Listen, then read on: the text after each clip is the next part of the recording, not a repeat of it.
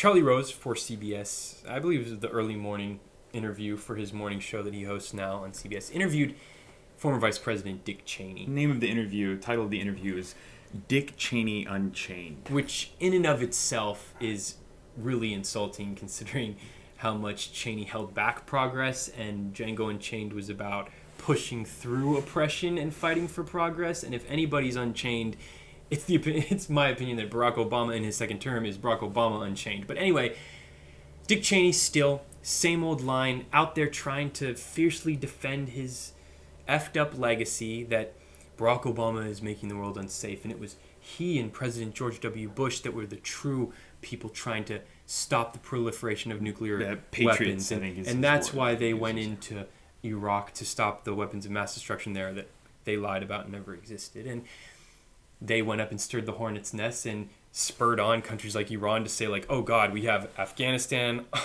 and Iraq, American forces on either side. I think we need to nuke up. That's the opposite of deproliferation. That's the effect that you had, man.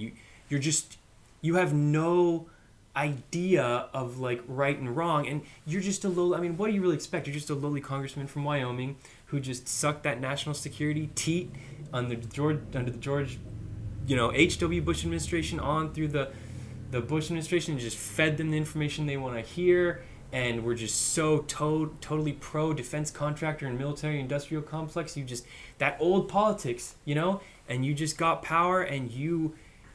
Abused the crap out of it. He wants to talk about deproliferation and starting wars in the Middle East and kicking that hornet's nest is probably Dick, way to go. That's easily the best way to help the world get over their addiction to nuclear weapons. So that's point A in this video is Cheney just needs to go away.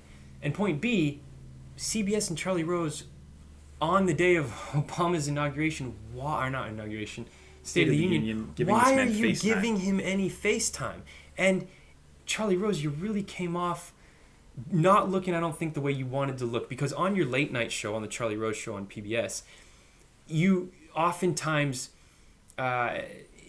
encapsulate and try and simplify people's arguments because you have really brilliant people who sometimes talk over viewers because they just don't know how to dumb what they're saying down. And so you're really good at dumbing it down for the average viewer and kind of putting their words into your words for the viewers. And you did that with Cheney, but it kind of came across like you were like helping to make his argument for him. And I know that's not what your intention was, but the interview starts with him, chuckling with Dick Cheney, which I just don't have any appreciation for a journalist who can do that.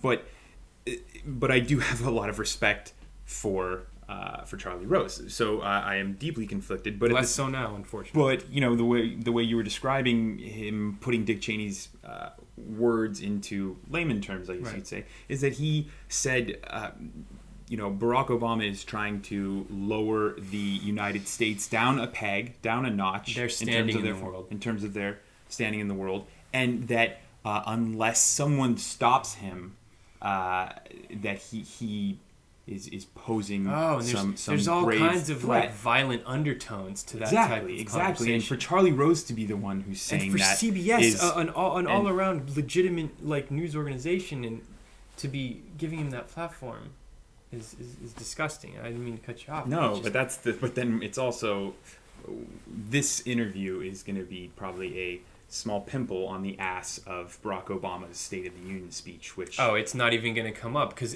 everybody hates Dick Cheney, and that's what he doesn't understand. Again, his weird view of the world. Every time he opens his mouth, whether it's him or his daughter trying to defend his legacy, remind us of the last 10 years. And so man. We'll be happy to Please. do it. You keep coming out and giving interviews, and we'll give the side of reality. Okay, you live in fantasy, reality.